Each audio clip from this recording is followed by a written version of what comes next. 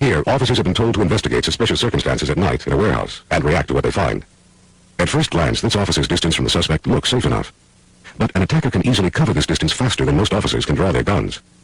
Remember, when you close the distance between yourself and the suspect, do so only by purposeful decision.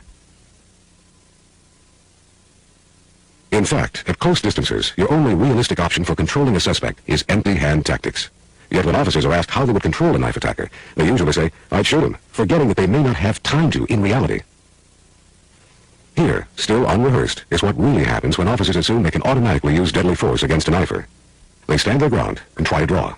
Or try to draw and disengage simultaneously. Or even worse, try to draw, fall down, and shoot. And they lose. Because time and distance work for the offender and against the officer. With a reactionary gap of about 1 foot or less, it's impossible for you to react quickly enough to even touch your holstered sidearm once the attack begins. At about 5 feet, the average officer can't even get his sidearm unholstered. Unless your sidearm or baton is already out, you'll have to rely on physical control at 5 feet or less. At about 10 feet, you might get your sidearm out, but you probably won't get a shot off. A suspect with a knife can close 7 paces and deliver deadly force in less than 1 1/2 seconds. For the average officer to deliver 2 rounds against an attacker who starts moving at 10 feet, the sidearm must already be drawn and ready to shoot. At about 15 feet, your chances get a little better if you're alert, anticipate danger, and are skilled with your equipment.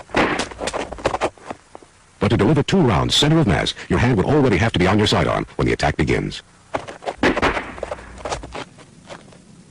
Tests with hundreds of officers reveal that in most cases, a minimum reactionary gap of 21 feet is required to react and deliver at least 2 rounds and to have enough time to move out of the attacker's path.